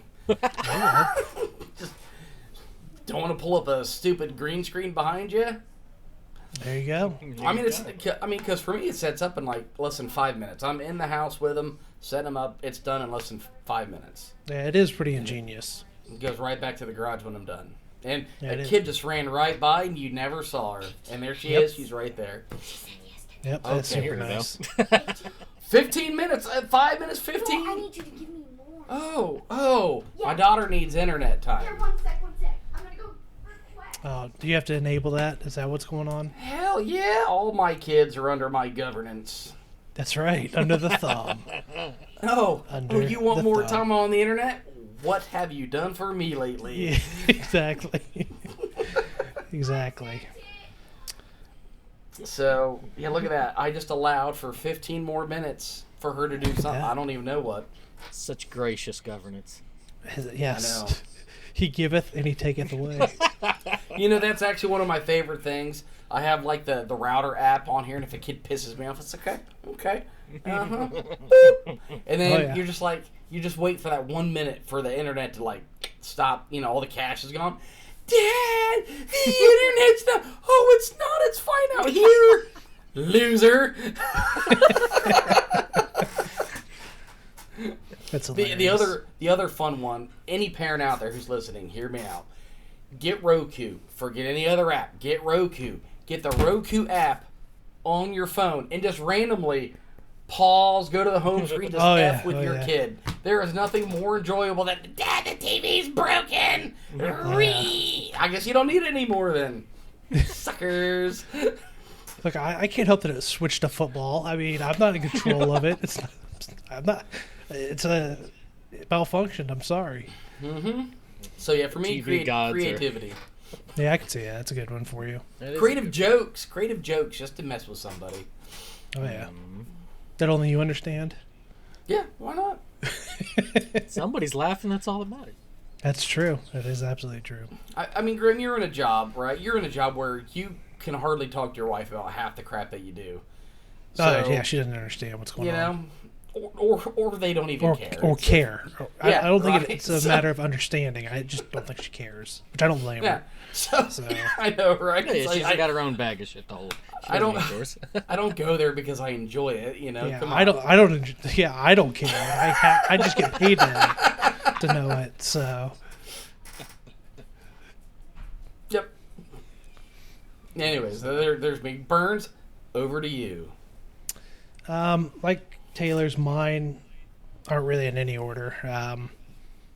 So I would say, and I have to put kind of not barriers, but there's going to be some exceptions to the rule a little. I tend to think I'm a good listener. Now, I want to say, when I say I'm a good listener, I'm not saying I'm very empathetic or sympathetic. Those are two areas I struggle with. I have a very hard time empathizing with other people or sympathizing with other people. It's always been something I've had an issue with. But even outside of that, I feel like when somebody comes to me with a problem or they're trying to work through something in life, I tend to be a very good listener and listening to what they're saying, hearing them out, trying to get all sides of the story, and then try to return what I feel is good advice or good insight on the situation, or maybe an angle somebody wasn't looking at it that way before. Now, I've also noticed it can be very different between how the listening goes between men and women, and so like when you guys or my buddies come to me with an issue, it's very easy to listen, and then kind of interject ideas or solutions, or hey, this is what I think this might be, or maybe you're looking at it this way. And one thing I had to learn with my wife, and I think it's something all men should learn for their girlfriends, wives, whatever, is a lot of times when it's listening to them, it's just listening. They're not looking for a solution. They're not looking for, an opinion back or an idea. They're just venting and getting it off their chest, and that's fine. I mean, sometimes people need that. So, because I used to frustrate my wife a lot by trying to come up with ideas or different viewpoints, and that's not what she wants to hear. And it took me a while to learn, like, okay, she wants me to just shut up, listen, and care about what she's saying. So, luckily I've gotten better at that, I feel like. You'd have to ask her for sure, but I feel like I've gotten better at that. So, like I said, when I say I feel like I'm a good listener, and I like that, it's not because I'm empathetic or sympathetic. It's just I feel like I can be a good sounding board a lot of times. So I'd agree with that. I don't think I disagree, but Yeah, no, I'd agree with that. And we've had conversations even just within the last month or so that I would say it's less that, well, not less, but it's also that not only the sounding board, but you have a good way of just kind of cutting through like all the extraneous stuff to be like, hey, kind of get to the root of something. Yeah. Well, I don't know if it's this way for you, but I feel like when you can take such an outsider approach, because you're not loaded with all that baggage, it's kind of easy to root through that and be like, okay, well, you're talking about this, but I think it's this. I think this is really the issue here. In fact, I had to do it with Jared a little bit, just a couple weeks ago. He's been having some issues in his life a little bit, and I was kind of working with him through some stuff. So, but well, then I think also, especially with people that you have a bond, trust, and stuff, you aren't afraid to express something that may be like, hey, cut the bullshit. All right. Yeah. Let's just, and I think that's an important thing to have there, especially when you're trying to have some sort of, hey, let's figure this stuff out kind of thing. Well, you and I were talking about this. I think part of it too that I have success with is I'm usually able to say it in a pointed way, but not in like a kind of a tempered pointed way. Of it's like where it's like, okay, I think that's BS. Here's why, but it's not like, oh, you're an idiot, whatever, and like it's like, well, let me explain my side of it here and what I think, and I do it in such a way that it's usually received pretty well, if not right away, usually at a later date. So, but I would have to say that's one of the things I do like about myself. I like it about you too. Yeah, no, I appreciate that. Thank you. Okay, good. Because I'm going to piggyback off of that a little bit, because I feel somewhat similar, though yours is, I don't know if it's that I'm less tempered, but I know I have, how did one coworker years ago, she said that I have a very, it's not, she didn't use schizophrenic for it, but like, I will say something that will cut really deep, and not intending for it to be like malicious, but it's just like, that's just me saying something, and then I'll just kind of go about my business and then be like, everything's fine, and she's just like, I don't know how you do that. Like, it's just, and it's like, I'm not trying to be mean, it's just, yeah, you're very to the point, so which might be a bad thing. However, like, no, to piggy, yeah, well, I don't think it is. Oh, I appreciate that. Thank you. Yeah. But I feel like I'm a keen observer. Oh yeah. And while part of that's because I have to focus really hard to hear people, that I've tried to explain this to my mom, and also to people recently, because I've had to work in an environment being around people more, is that like I'll hear something, and sometimes, a lot of times, I don't hear the word, so, or like words in whatever the sentence is. So my brain will branch off into 4 different varieties, or however it did. It's like, okay, I have to focus on what this may have been said. And so I have to, if I'm just kind of loosely listening, if I'm focused, if I'm paying attention, using brain cells, all 8 of them at once, I can really pay attention to hear it, but it causes, like I try to explain it, it's like, revving a little higher just to do something basic.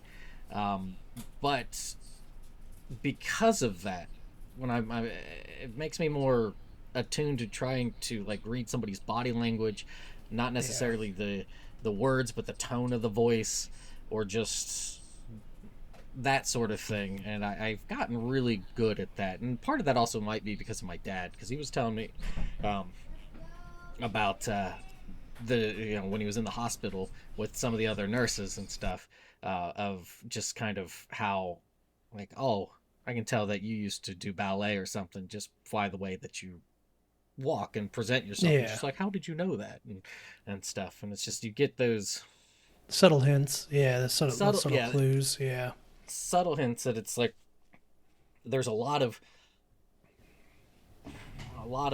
expression that's presented that comes across between either the silences or just that words really don't have a good way of coming across. And it's just like, something's up here. And coupled with that, when it's like I want to just be direct with you, I will just kind of cut and be like, no, what's up? Something's up.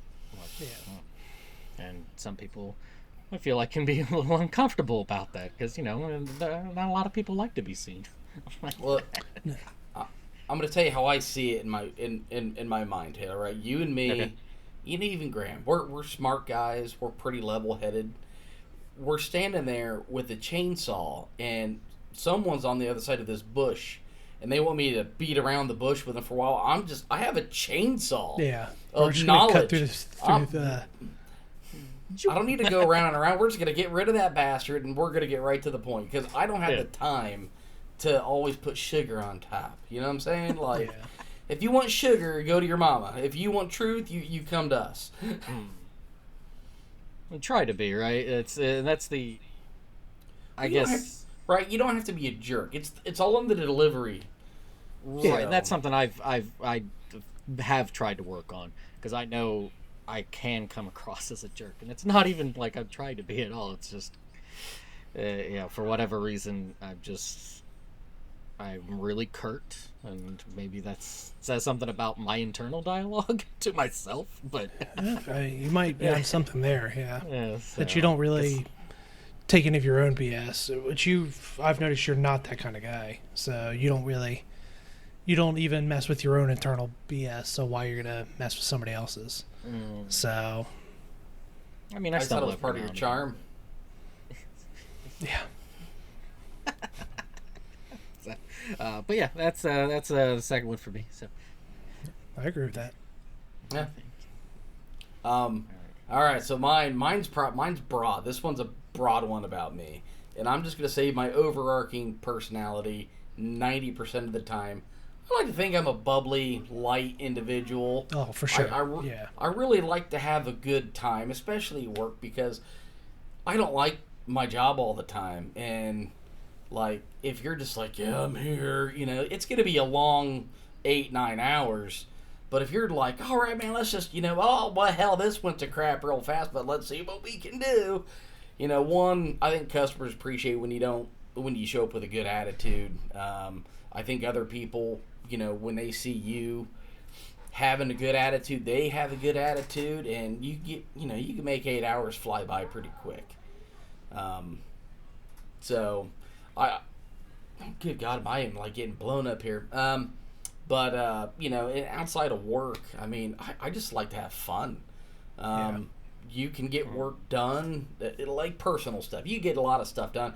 You can do homework, you could go shopping, you go to a park, and just have a good time. Because why do you want to be just grumpy all the time? It sounds like so much energy. Just be that way. I just don't get it, man. Well, a lot of it too, because I've known you for a very long time, as Taylor has too, is the way people perceive you, in that sense of the fun, bubbly, having a good time. I feel like a lot of that is projected because of your self-confidence, and you're so assured of yourself. Not in a bad way, in a good way of Drew knows what he's about. He knows who he is, and he's not afraid to be that. And that's a very genuine thing that a lot of times you don't get from people. I always know when I'm talking to you, I'm getting your genuine opinion of something, or I'm getting the genuine Drew when I'm talking to you. And that draws people to you. I've seen it since I've known you. I've never seen somebody that can just go up and walk up to the most random woman and have a 10-minute conversation with her. He does it all the time. He did it all the time, even when we were in school. Because I remember I was a very quiet, backwards kid, and you were prodding me into situations like that. Like, hey, we're going to go talk to these cute girls over here or whatever. And I'd go over and be the weird, quiet creep dude, and Drew's got him, like, hanging off every word for 10 minutes. And I'm just standing there like, what is going on? And I think so much of that is you don't go up and pretend to be somebody you're not. You go up and you are yourself. And people see that. They can feel that coming from you. And I think it gains immediate trust of you because you're just being upfront. You're not trying to hide anything. And I think that's why it's so easy for you just to go up and do that. And I think that's a great quality. I think that's why when that lady said, I don't know how you have any friends. It's like, I don't know who you are, because you should see him talk to people. It's insane. So I think we talked about one of our first solo outings where we went to the movie and you were real quiet. Yes. And I was just like, this guy. The other one, man, I was going to get a haircut in Delaware. I thought one of the girls that worked there was like cute. So I was like, we're going to go get a haircut here, way out of the way, but we're going here. And we're driving. We're on a 36, 37. We just got off to the west side exactly. of the split. It's right by St. Mary's Catholic Church. There's this cute girl walking, probably came out of that Catholic school. I think there was like two of them in like the Catholic school uniforms walking down the street. I'm in my 93 Ford Explorer, baby. And I'm like, Graham, say something to those girls. What do you mean say something? I was like, just say, hey, babe, or hey, what's going on? So I roll his window down for him, manual windows. Anybody remember that kind of crap? So, and Graham, I don't remember what he said, but he actually said something. And it wasn't like, it was, Oh yeah, I'm they like, kind of like giggled yes, and waved. yes. And it's like, see, Graham, it's all you got to do, man. Just throw it out there. It's that confidence, it's that confidence of whatever, which I never had. So, like I can talk to people. I don't have an issue going and talking to anybody now, but I don't have that level of confidence still. Yeah. So, I mean, It's a what's confident authenticity. what's the worst that's gonna happen? They're gonna hate me, and it's like, all right, didn't see you before until this day. I'll never see you again. Right. so I will say, now when I'm doing my sales stuff, I'm not always the most authentic. But if you're catching me just like outside of work, I feel like I might not have that confidence. But I think I tend to come off as a very authentic person outside of work. Can you imagine him being a used car salesman now? Oh, this is a great product. You're gonna love this product. What a piece of shit. No. You're gonna It's- love it. It's gonna save you so much money. Oh, we're gonna be here so many times for warranty repairs. So it's not even that. There's a lot of times I'm just not a very social person when I like small talk person like that. So I do feel like I have to put the effort in and kind of put a front on when I'm meeting a client to make that small talk and act like I want to be there and I want to, because I have zero desire to be there with you. Trust me, I don't want to be doing this with you. So I kind of have to fake that. But I think outside wake of up that, and- I'm a pretty genuine guy. So you think I wake up and think about card readers? No. No, F a not card ever. reader. So, Now, except for, oh my I'll- God, I have to go worry about card readers again today. I'll say I took a shot out of left field the other day. I'm like, end of fiscal year's coming up. I feel like we've all worked really hard this year. We had a banner year. I mean, it was a great year for us as a company. So I sent out to my boss's boss, the sales manager. I'm like, business discussion, this date. Golf course to be determined. Who's in? Every one of them are in. They want me to invite more people, and I'm like, yes, yes.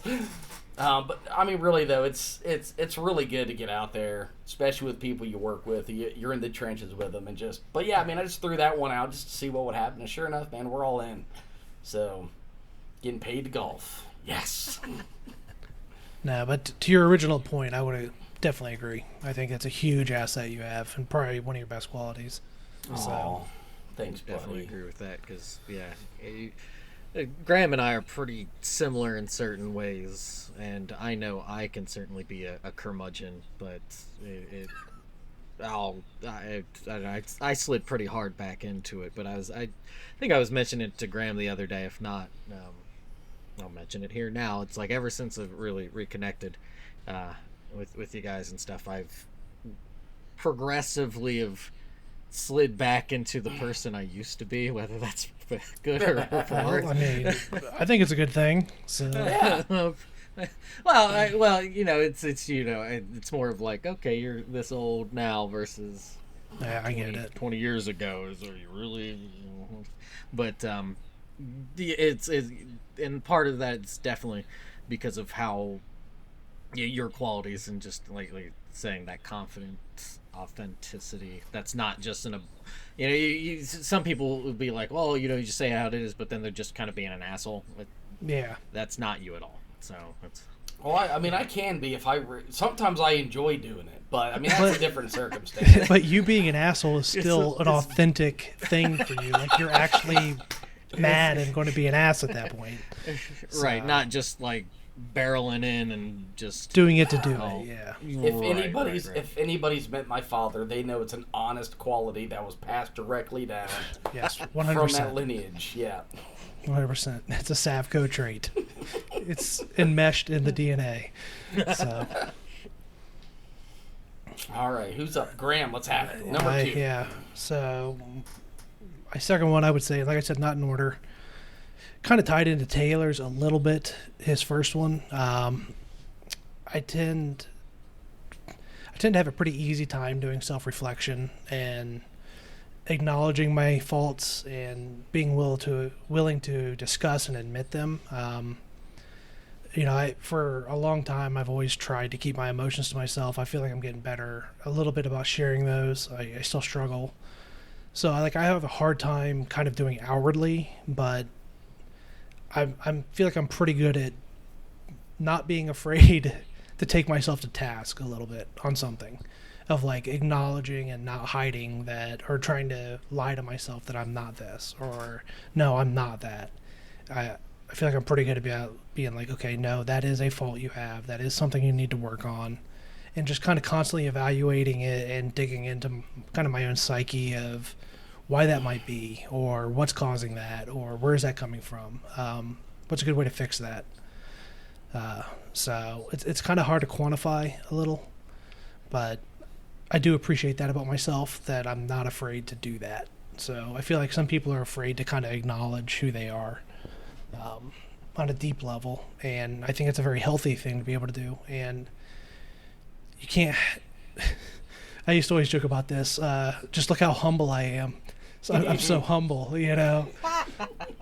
So It's less that, but it's like the internal regulation of yourself, yes, right? yeah. Yeah. So, and not having that ego or whatever to stop yourself from doing that. So like I said, I'm not the best at it outwardly because I don't like to discuss my emotions with people. I think it's kind of a guy thing in general. So, but yeah, I would have to say that's probably my second one. But your demeanor coupled with that makes it a lot more approachable. Where I think we kind of have a similar, we can internally regulate and stuff. Where my Yeah. demeanor kind of comes off maybe a little bit more prickly, like. But well, I'm saying like for yourself, I think even though you're doing that and you're working on being more expressive Yeah. and that it still comes across well. Well, that's good to hear. Yeah. So, whereas it can, even if you feel like you're still working on it.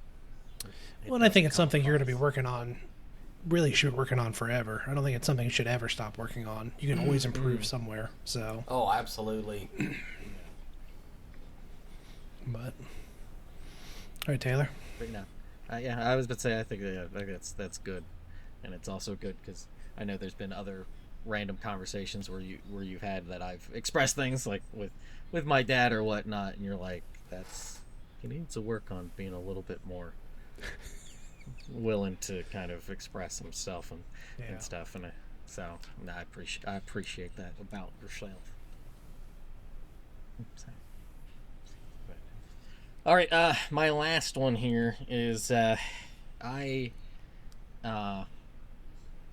this is something that somebody had told me that I less that I would see it about myself, but as I've gotten older, I was like, yeah, okay, is that I can be really, really helpful. I will bend over backwards for people. I will move heaven and earth. Yeah. However, when I feel that I'm being taken advantage of, I'll let off the gas. I'd be like, okay, I've done this all, I've done all that I can for you. I need you to be independent from me, so we can work on making this an interdependent sort of relationship. You're not afraid to set boundaries. Right. And part of that because I can be a bit prickly, I can be a bit abrasive, I can kind of just be like, I will, right? Well, what in a way to try to like soften that is I'll just either make myself less available, not necessarily just like disappear off the face of the planet kind of thing, but I'll be like, I can't do that right now. Like, or, I won't, that's just not something. Or I'll just kind of, I'll just be like, oh, how's it going? Okay, cool. You're doing good. All right, I'll catch you later. Like, but just having that discernment of, okay, like this is not going too well. There's certainly times where I know that I'll be a lot more willing to try to help, either that by like lending my one good ear, or by usually it's I'm much more willing to listen to somebody on something, but if it's more of like, hey, I need you to do this or do that or whatever, I'm very quick to be like, okay, what is this about? And then Yeah. just be like, okay, I may help a little bit, but like at some point, I need you to be able to help yourself. Yeah, being an like, adult at that point. right, So, precisely. Like, and not, of course, if somebody is ailing from something, or that's a bit different. But Well, this yeah. is, right. In all facets of normalcy, we'll say. Yes. Just that sort of thing. So, but yeah. But problem is that I also have a bad knack for not really. If I need help, I will be like, well, I'll just do it myself. So it's something I work on, but it's that. But I guess that's building from being independent to being willing and okay with. All right, yeah, please help me. yeah, I think sure. I've gotten a bit better about that as I've gotten older, but. Yeah, and I think there's a big difference between this idea of being independent and being able to solve everything on your own and knowing that you can stand on your own 2 feet when you have to, but be willing to accept help when it's offered. And kind of let somebody else pick up the slack as well. So I think, one doesn't. I think you need to have a mixture of both there. So. Yeah, I blame my parents. Have you ever? As we all do. I think we all do. You guys ever called in a favor and the person's like, "Oh no, I can't." It's like, Yeah. man, I've had a couple down here, and it's like, I'll be straight honest, because there's a couple I'll be like, all right, just duly noted. Hey, can you help me? No, I'm busy. Hey, can you help me? No, I'm busy. And it's eventually, you ain't got no time. I was like, well, remember, I did these 3 things for you, and I called on one favor, and you said no to me like 5 times. You're off the list, buddy. Like, Yeah, you got it. but I'm straight honest with it too. It's like, you're off the list. You don't get nothing. So I will have to admit, I haven't had too many experiences with that. Part of it is because I don't ask for help a lot, but I feel like I'm pretty selective in who I ask for help.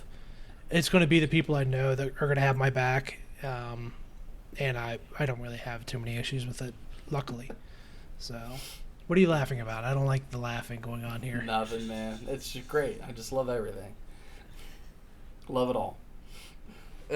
That's fair. Well, that's I don't like that. That's something been working on myself, right? And I know I've reached out to you, Graham, to help me unpack some things, and then just kind of in general. And I definitely know that that's from like growing up, being wild child on my own a lot. Yeah, you're going out trying to shank MRFers, man. Like, Yeah. Well, okay, that's a different thing. That's just me being psycho. That's me being a little crazy kid. But you know what? Maybe your dog being ran over is part of where all this comes from. Did you hit your Or- head when you were a child? We're starting to unpack some stuff here. plenty Let's- of things. Plenty of things. Like I remember rolling down the flight of stairs and blasting into the door. So. That's a sign I mean- of serial killers right there. That's a trait of serial killers. Is Head trauma as a child. as a child. Taylor, when you get into your car and you're like, I'm not wearing my seatbelt today, and you just ding, ding, ding, ding, I bet it doesn't bother you at all, does it? Actually, you know what? I am I like wearing my seatbelt. Part of that might be 'Cause it's instilled safe. from. Well, part of that might be instilled from my dad, because like his best friend had died when they were in high school. Oh, see, now I feel like I crossed a line, in damn it. In an accident. Well, but like he instilled into me like, hey, no drinking and driving, or I will kill you myself. Kind That's- of behavior. My grandpa Kind was words. that way. That's kind words. He was in a car accident when he was younger that killed his buddy, and there was like the metal pole from a stop sign or something slammed into the back seat, literally right next to him. This got And dark fast. He would be all over my ass about driving too fast and being like driving Not wearing a recklessly. seatbelt and stuff. Well, I always it's- wore a seatbelt, but he Well, would hammer on me about stuff. Yeah. yeah. Well, yeah, So- I've never been one. When I was younger, I certainly would be like, hey, I need to get up to Detroit for the Japanese consulate. I'm going to be gone in 90 to 100. Nobody needs to know about that. I've done it. I've done it before. Yeah. You just need to feel a little bit of that speed. But I did that in a Prius. That's hardcore. Yeah, it is. You were pushing that thing. just die in there. I truly couldn't believe that car went 100 miles an hour, but it did. Yeah, I think On that a closed it track. was a PT Cruiser that I did that in. The thing was rattling, and shaking, and begging to be like, please stop. Like, you are killing me. Killing it. Did it have flames on it? That's a sweet ride right there. No, that was the one that the driver front tire came off while I was driving on 23 passing Marion. Okay. Oh yeah, that was exciting. And watching the tire fly over there as I'm forcing it onto the shoulder and everything. I'm like, please God, do not hit. Nobody hit that tire. Nobody, as it's going through the median and stuff. I'm like, Oh, yeah. Thank you, Lord. Thank you, Lord. right. Yes. Thank you, Lord. Thank you, Jesus. Thank you. Yeah, I called my mom, and I was like, "Good news, bad news. Bad news, tire flew off. Oh my God! Good news is I'm okay, Mom. I'm okay. Didn't hit anybody else. So yeah, and everybody is physically fine. I'm not dead. The end. You can hear me through the phone, not through a seance. But okay, enough of that. Drew, on to you. My for the number last 3. one. Okay. Well, this one might seem a little off for me because I still have the mouth of a truck driver. But I'm gonna say that my religious foundation, which grows more and more, has really helped me with a lot of things. I feel like I'm a horrible Christian most of the time. I don't pray enough. I go to church every week, every weekend or week, whatever. I do extra little events. I don't volunteer a lot because when my wife volunteers, someone's got to take care of the kids. And quite frankly, I like going with my wife. So the week she's not singing or something, I just want to sit with her. So I feel bad about that, but it's helped me with a lot of decision making. People say I'm going to pray on it, and I think that's stupid. And then you really sit down and you pray on it, and it calms you down to where I could logically think about it and try to hear that little voice, and just try to do a smarter decision. So it's just helped me. It's a slow, progressive thing, but I continue to try to get better at it. yeah, personally, I don't think it's one of those. It's always going to be a lifelong thing that you're getting better at. So I've known. We all know a couple extremely devout Christians who still struggle with stuff all the time. It's just par for the course. I think that's part of it. And to me, you sound like a pretty average Christian to me. I don't think you don't really sound like a bad Christian. I mean, a bad Christian is The bad Christian right would be the ones who phrase- think they know everything. And The yes, right that's phrase, I call myself a crisis Christian. Like, it's like when something's going wrong, it's like, oh, Jesus, right? And I really try to take those moments where I sit there and reflect. I have a good job. I have 3 healthy kids. I have a lovely wife who treats me good. I have all these wonderful things. Roof over my head. I'm not rich, but there, if something happened, I could pay for stuff. So I try to be grateful because I know with my dumb ass, it's not me.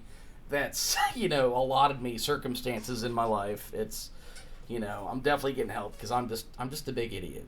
So we all need it. So yep. Just like Taylor said, right? That tire's going across the street, and you're thinking about you, but you're also you're thinking I don't want to hurt anybody else. And you're like, please God, and like, how does that tire get through there? Like, when I pull the ball to the left, I'm like, God, let it get through the tree. That's a full tree. That ball got right through. It's like, Lord, you're awesome, man. Yeah. Woo! I think you used a really good word for it, though, is being grateful. Yes. And just right. And grateful, but also recognizing that it's not just you, and then what there is of you that to work on, and to not just be like, okay, I'm the best, I'm the greatest. I mean, you can still think that, but you'd be like, I could still get better. There's times I just want him to reach down and slap me with something, Just, I feel like I need it sometimes. Just big oaf right here. Big dummy. And that's why we love you, Drew. You're the big dumb oaf. Oh yeah, I'm called Shrek by a certain. Yeah, I was about to say you're the Shrek of the group for sure. Yeah. Fortunately, I think I'm the donkey. So I was in Walmart and they had a Shrek T-shirt that looked like his thing, and I'm holding it up. I had some random Shrek. I was like, "Hey, can you take a picture of this?"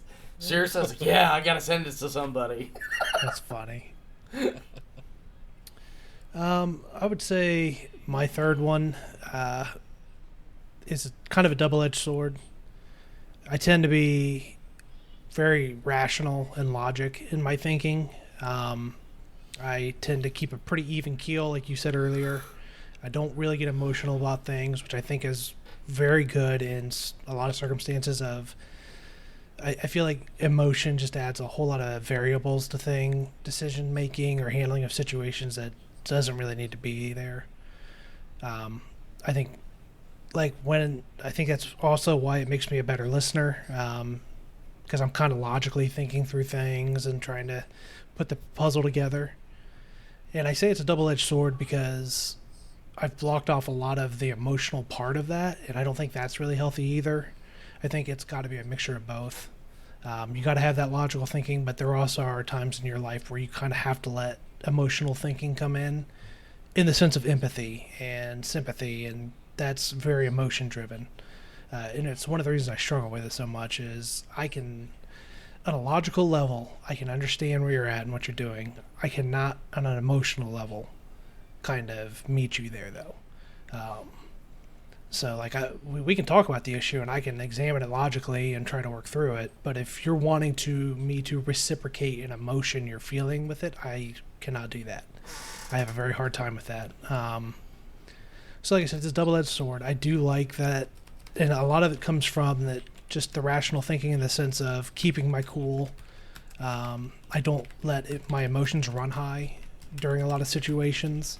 I think it's a good balancing act for people that do tend to do that. You can kind of temper them a little bit, and they can kind of maybe incite some more emotion in you when it's needed. I think it's good both ways. But I do enjoy that about myself, that I'm pretty logical and even-keeled, and I don't get real worked up about stuff. And I take things very well, I would say. It's what got me through high school. People giving me a hard time or teasing me or whatever, and I just never let it get to me because I wouldn't get emotional me, and I about might have it. kicked their ass. You were half of it, again, Drew. I didn't catch that. I did mine out of love. Mine was out of love. Yeah, out of love. Tough love. That's what I think that's what they call it's that. tough love.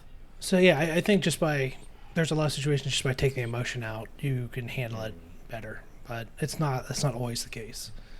So I would have to say that's my third one, with the caveat of I need to be better about being able to be emotional occasionally as well. It may be double-edged, but in the same hand, I think having that even keel also helps keep you insulated from a lot of manipulation. Yeah, I could see that, yeah. So I think that's something that if you skew too heavy with emotional thinking, I think it's very easy to be manipulated into, okay, well, we're going to guide you into these sort of emotions and stuff and try to make you feel good. And it's kind of, like Drew said, no, we're just going to chop the bush down and be like, nah, we're going to... Well, piggybacking on what we talked about last week a little bit, in the sense of like where our country's at, everything right now is so emotionally charged. All anybody is doing is operating off of their emotions and how they feel about a situation. It's like, that's not... I don't think that's a great way to operate. I mean, you can have your feelings, but you have to temper those and logically work through an issue as well, because emotions are not going to get us everywhere, unfortunately. So, but everything is so so emotionally charged right now. It's just how I feel about this, or how this makes me feel, and it's like, okay, that's not going to work though. So it's conflating emotive or intuition with critical thinking. For sure, absolutely. And it's that they are not the same thing, and it's not to say it's necessarily better or worse for one or the other. However, everything has its place, and it's when you skew one way too much or one way the other. If you're too much of a like hyper logical thinking and whatnot, you kind of become an old fuddy-duddy. And to borrow from history, you can look at the Spartans and Lacedaemonians, who were so entrenched in how they were by the time that the Romans invaded Greece. They were nothing. They're like, these were the Lacedaemonians. There's like 5 of them. They're all farmers. Like, what happened to you guys? So Love it. And I love you guys. I love you guys too. I Oh, love God. you guys. Turn into a fucking love fest in here. Yeah. Kumbaya, Oh, you know you love my it, Graham. lord. Come on. We just talked about how this is an area I struggle in, and you're immediately dropping me into this. Thanks, guys. Yeah. Come on. Appreciate Grow. It's time to grow. that. Oh, Yeah. grow. It's Okay. grow, damn it. Or be like Heimlich and turn into a beautiful butterfly. Heimlich? It's Dude, that the caterpillar dude from Bugs Life. I don't know. The Yes. big fat. I don't. Oh, look, guys, I'm a beautiful butterfly. Butterfly. Did you see the guy that did that on America's Got Talent? The comedian that did No. that? Oh Absolutely. my funny, God, though. it was ridiculous. It was hilariously Oh, yeah? stupid. Yeah. Nice. Simon Sometimes Cowell you gotta mix looked and like he mix wanted to a shoot little bit of himself. silliness. So, all right. Well, Well, to wrap his this up, t-shirts are horrible, so... you're and not his wrong. haircut. Yeah, you're not wrong. The dude is loaded, though. I mean, He is gotta give him loaded. that, I guess. So, Bastard. all right. To wrap things up, I want to plug a couple things we got coming up. Next episode, which should be episode 12. This is 11. My bad. Episode 12. We're going to have our good friend Nick on as a guest speaker. We're going to be going over his topics. I've known Nick for 15 years, something now like that. It's been a long time. And you guys have known him probably for 2 years now, I would say. Something He's like in that, our Yep. tabletop RPG group. Yeah. So We're the cool kids. he's a great guy, very insightful guy, very smart guy. One of our very consistent listeners. He says he was actually one of our first listeners. We sent him some of the demo stuff for him to kind of check out before we released. So we're really excited to have him on. We're going to discuss his topics and stuff and kind of let him run the subjects, and I'm really looking forward to it. It should be a very fun show.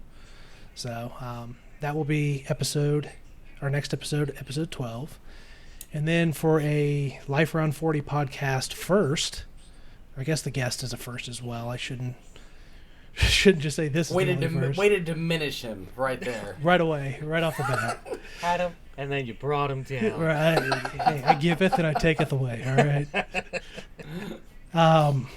This October 28th, because I'm such a big Halloween fan, we are going to do our first live stream. We're going to do a Halloween live stream. I think we're going to kind of keep it like spooky topics and kind of holiday related. We're not going to get into super deep discussions. It's just going to be more fun. So Drew is requiring us to dress in costume, so that should be very interesting. Yeah. What do you mean he's requiring? Yeah. Just because you jumped on the bandwagon doesn't mean he didn't require. Okay, that Well, changes less nothing. that and more of like it shouldn't be a requirement. It should Yeah. just be a thing we do. Okay, Let's get into the spirit. I love Halloween. I love everything about Halloween. Not the biggest guy to dress up. Just Not a big- wait till not a big Christmas fan and I of make dressing you up. dress up like an elf. Oh, great! I get to be Yeah. Santa. I call it. I'll dress up as Santa. Because you can grow a beard, you asshole. Well, that because I'm also chunky. So. Oh, Yeah. come on. He just called shotgun on Santa. I called the shotgun Santa. So what am I, Prancer? You could sit on my lap, There you Drew. go. Yeah, you can be Mrs. Claus, Drew. Done and done. I don't want to offend anybody out there, though. Not in this environment. You'll be accepted, so it'll be fine. So yeah, be sure to check out our live stream on October 28th. Should be a lot of fun. We're going to keep it pretty casual, so you'll see more of that on social media with links to it, so you guys can join and throw stuff in the chat and maybe have a good time. Speaking of, you please like, subscribe, and share the episode if you enjoyed this. You can find us on all podcast platforms, so your Spotify, your Apple Music, all of those. And follow us on social media at LifeAround40Pod on Instagram, X/Twitter. I hate that it's called X. And also our Facebook page, which is not at that handle, I don't think. I'll have to double check that. I'm not sure. So, well, we appreciate everybody. I'll start putting them all at the bottom of the screens. How about that? I would love that. I would love that. We're gonna do that. Now that you have, what is it? Now that you have access to the YouTube channel, I get in there and just chop the hell out of them too. That way you can just start to shut the hell up at the end of this, you know? I agree. Links down trust below, me. guys. Yeah, check out the links Taylor, below. Perfect. point to your left. Left. Go left. I left? Yeah, they're going to be over there. Woo! Okay. Perfect. Something to look forward to. So, all right, guys. I think it's time to get out of here. So, It's getting weird. yeah, it started weird and it's just gone downhill. So, Taylor started it off laughing so hard that we could barely start the episode. So, Hey, no. I'm not all right, guys. Let's get out of here. Man. All right. All right, catch you on the See next you one. guys.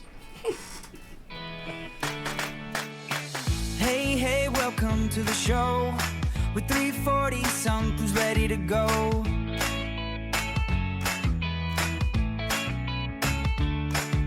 Success in our 40s, it's not a straight line. It's balance and laughter with a good glass of wine.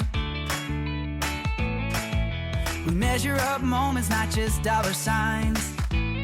Finding joy in the journey and feeling just fine. Chasing tomorrow with dreams still alive. We're living loud, we're living free. Podcast voices in harmony. 40 and flying, come along with me. Cheers to the best years yet to be.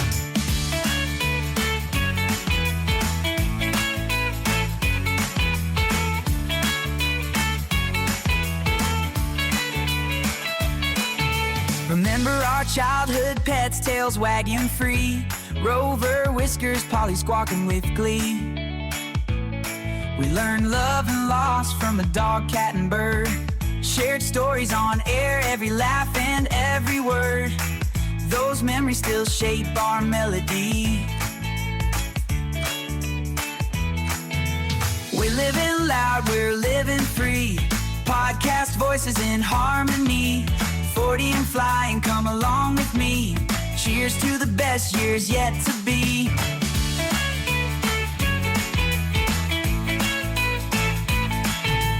Love my laugh that lights up the room. I love my mind chasing every new tune. I love my heart for the kindness it shows. We love being us wherever we go.